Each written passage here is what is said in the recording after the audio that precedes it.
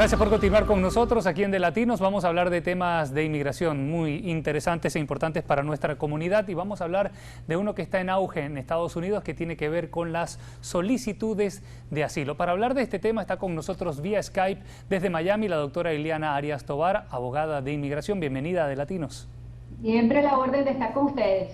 Bueno, brevemente, ¿cómo está el tema de la petición de asilos en los últimos años y cuáles son las probabilidades de aprobación de una petición de asilo? Bueno, siempre el asilo ha sido político, particularmente siempre ha sido una de las solicitudes más numerosas en el país. Han encabezado la lista siempre países como China, México, Guatemala, El Salvador, Ecuador y Colombia. Y hemos visto un incremento significativo en la cantidad de asilos que se han solicitado de parte de venezolanos desde el año 2013 específicamente, que se han multiplicado significativamente hasta la fecha. Tanto así que ahorita en este momento pueden haber más de 700 asilos solicitados y pendientes, ni siquiera todavía han llegado a etapa de entrevista. Y, por ejemplo, en los casos de asilo para el año 2013 apenas eran 2.181, hubo un incremento del 74% en el 2014 y se estima que también este incremento continúe para los años venideros. Por ejemplo, obviamente... Sí, dígame. Sí, adelante. Bueno, tenemos muchas preguntas del público también y hay alguien que, por ejemplo, dice, puso una aplicación para el asilo, aún no recibe respuesta. ¿Cuál es el tiempo promedio para recibir una aprobación o una reprobación de esta solicitud? Bueno, es algo muy peculiar y está pasando ahora, a diferencia de lo que ocurría anteriormente. Una solicitud de asilo solamente va a generar un recibo y una cita para tomarse las huellas.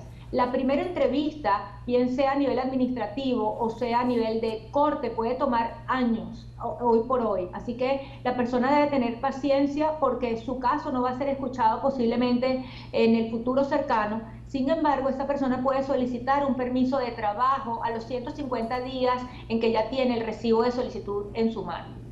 Bueno, interesante, son varias las herramientas que tienen algunos que tienen esta solicitud. Una vez que se aprueba el asilo, ¿qué sigue inmediatamente? Una vez que el asilo es aprobado, la persona y su grupo familiar, que incluye a su cónyuge y a todos sus hijos menores de 21 años, pues obviamente van a tener derecho a solicitar una residencia en el transcurso de pocos meses después de que sea aprobado.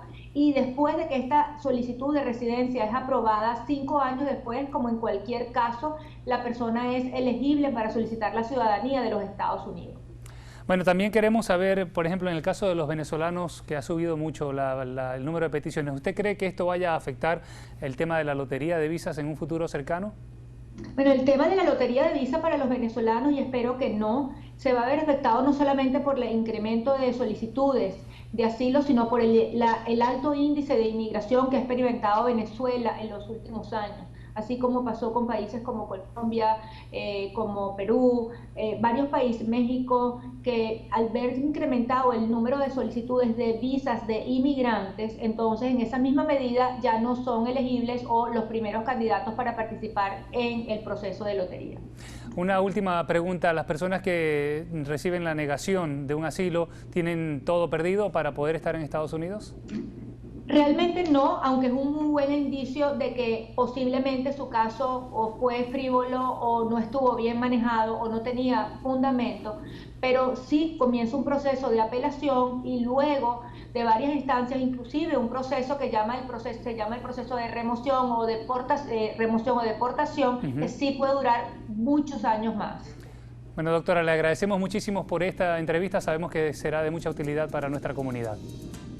Siempre a la orden y alertando a la comunidad porque sí hay que tener muchísimo cuidado con este tipo de procesos porque existe ahorita mucho fraude, muchas personas tomando a los venezolanos específicamente como candidatos a asilos frívolos, así que tengan muchísimo cuidado y asesórense lo mejor que ustedes puedan. Bueno, era la doctora Ileana Arias Tovar desde Miami, le agradecemos mucho por la información. Vamos ahora con Gaby, que nos trae más noticias.